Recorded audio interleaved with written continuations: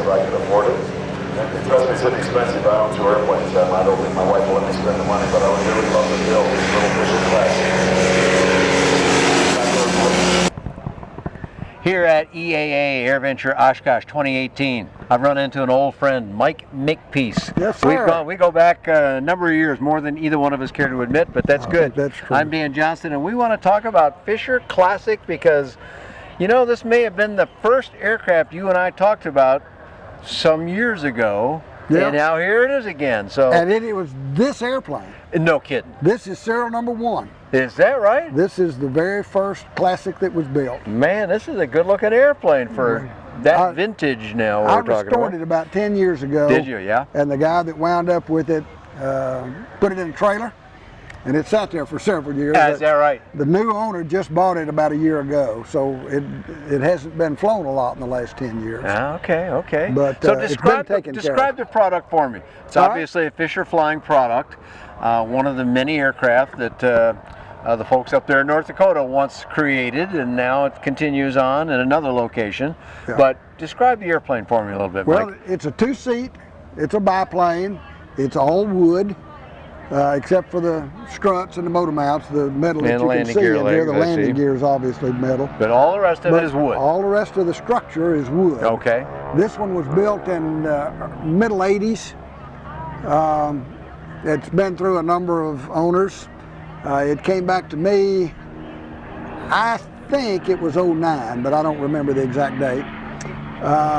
Needing some tender loving care. Yeah, what you gave I took it all the way back down and started from the bottom up. Is that right? Had to do quite a bit of repair work on it after it had been hauled around and well, yeah, whatever. You didn't know what had happened to it. So I took it to the bare bones and started over, and then recovered it and repainted it.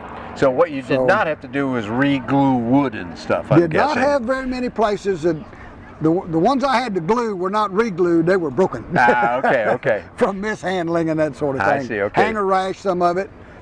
Some of it was rough landings.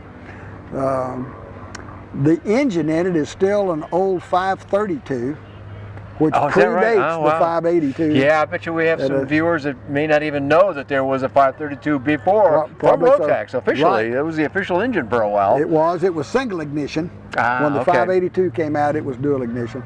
This is one of those planes, I don't remember whether you flew it solo or not, but I bet you did. I think I did, but I had to admit, that's long enough ago, I don't remember anymore. Back in those days, I feel real sure that you flew the single place one. Yes, I definitely did, right. The 404. I think I remember you doing an article on that one. And I've flown a bunch of the different Fishers, but I don't remember about this one. So talk to me a little bit about, now I see you've got what I would call in the aviation, in the auto world, you call that a tonneau cover, but it's anyway a cover for the front seat. You obviously solo from the back seat, is that correct? You do solo from the back. This cover, he has a cover for the back. Okay. And at night, we're putting the cover on it just to keep the cockpit dry. Yeah, keep it moisture. You can fly with this on or with it off. It doesn't make any difference. It does have a front seat. The front seat's a little bit small.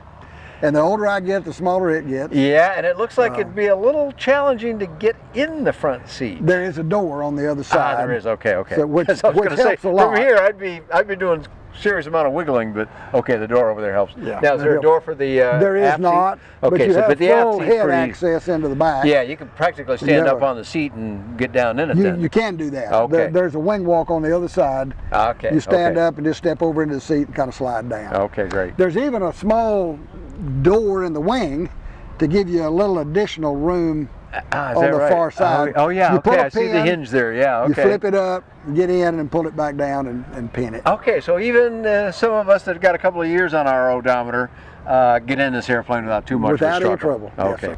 Yes, by the way, fuel is right here? Yes, this has one tank. Single tank right here. This one is, like I say, the 532, so it does not have an oil injector.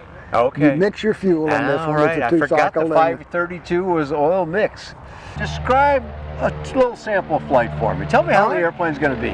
Well, it's a tail dragger, which a lot of people think's awful.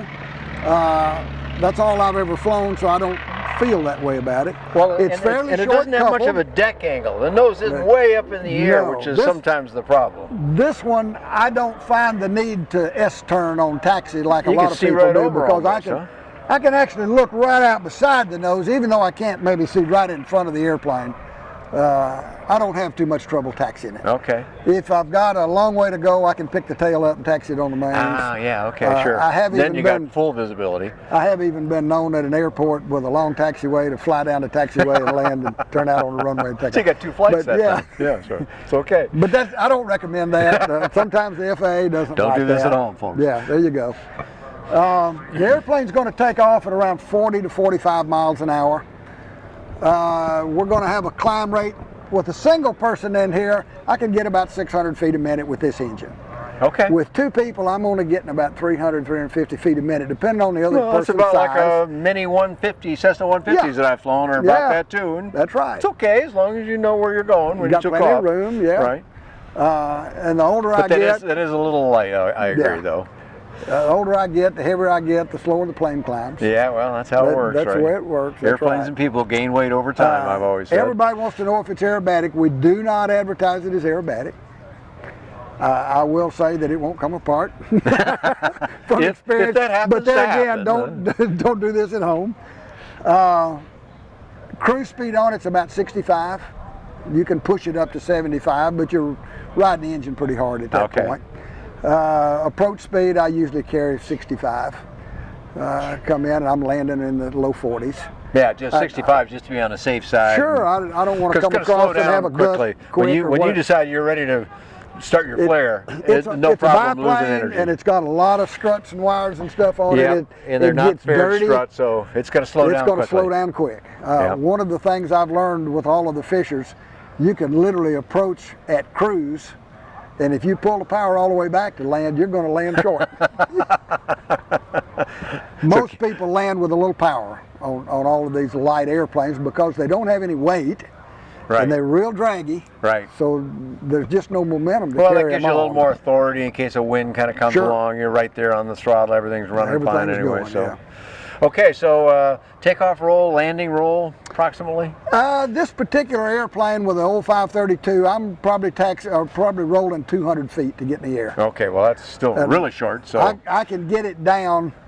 Without any wind, I can get it down probably 150 feet. Wow, with no wind. With no wind. Wow. Several years ago, this particular airplane we had at Arlington, Washington, and it was windy, and the gyro guys landed crossways on the taxiway. Wow, that's pretty windy then, okay. So I told them I had to try that. Darlene Hanson at the time owned the company. She said, I don't think you can do that. Don't tell me I can't do that. That's all you needed to hear. Like a teenager, don't tell me not to do that, I'm going to do it. I was able to land on the taxiway and not exceed the other side of it. Is that right? Wow. Now that's an accomplished pilot again. Don't do that at home either. At least don't say we told you to. So. There you go. All right, great. So the airplane's enjoyable to fly. Talk to me a little bit about handling qualities. This one is not real quick on the response. Is it because single? it's single aileron. Okay. Some biplanes, for those that may not know, sometimes there's usually a linkage here or whatever, and sometimes you have ailerons on both wings, but not on this one. The new kits. Like I say, this is a prototype. Right. The later ones have 4 ailerons. Oh, okay. The later ones do. Okay. So this one's just got 2 though. They're about half as long as this, but top and bottom wing. Okay. Which does increase the roll rate considerably. Yeah. No, this is a full span aileron here. So. Yeah. But the trouble is, you're flying so slow. Yeah, sure. Yeah. You know, it's the if product we of were slow. flying 100 miles an hour, we'd have a lot better roll rate. Sure. Well, that but we're stands to flying at reason. 60, 65 miles an hour. It's a pretty slow roll rate. Yeah. Right. We won't talk about numbers. All right. And how's the stall characteristics on it? In the low 40s, you're going to get a nudge. Nose is going to drop. Nose is going to drop. If you keep your feet off the rotors, it'll drop pretty much straight ahead.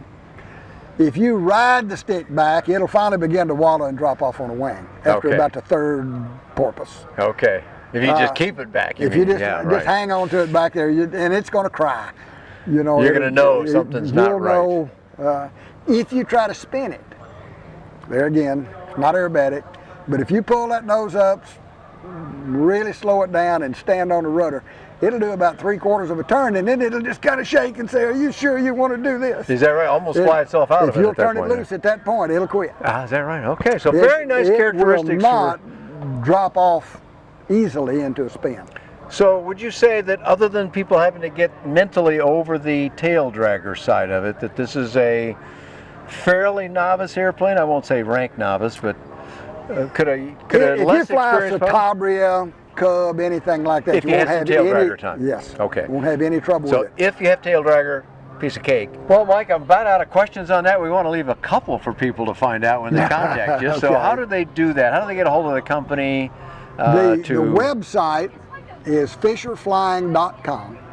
And okay, And that will have- fisherflying.com. Then that I can will find have out all the all stuff. the Can I information. find you through that location as well? Or would they say, okay, you're going to buy our product and you're in Mike's area, so why don't If you go you see want to Mike? contact me, my name's Mike Makepeace. I have an email called houseofflight@yahoo.com. Okay, there you go. So people want to get directly to the source here of our video. And I can give check you a with phone number. It's Go ahead. if you want it on there. Sure, go ahead It's and do it. 870-866-5722. And don't text you, just call you. Yeah, call me. Don't text me. All right. A lot that's of great. times it may be 2 or 3 days before I check the text. Yeah. I just am not big on text. That's okay, we get that.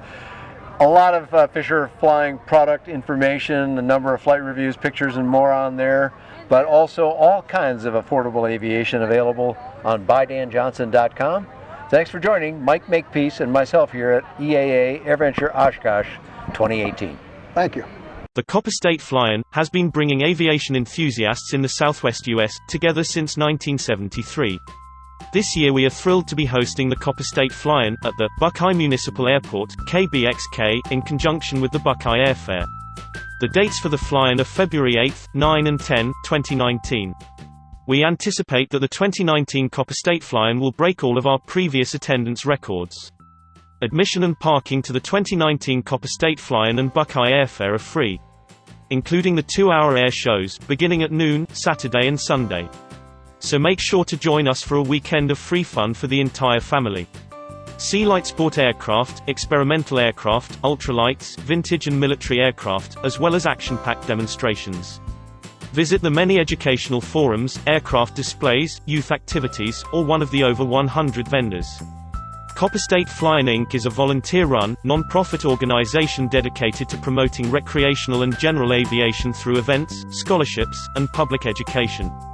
Proceeds from the Copperstate Fly-In help support scholarship programs for youth seeking careers in the aerospace industry. Copperstate is the largest fly-in of its type in the western United States and the 4th largest fly-in in the U.S. We look forward to seeing you, February 8 to 10, 2019, at the Buckeye Municipal Airport, 3000 South Palo Verde Road, Buckeye, Arizona.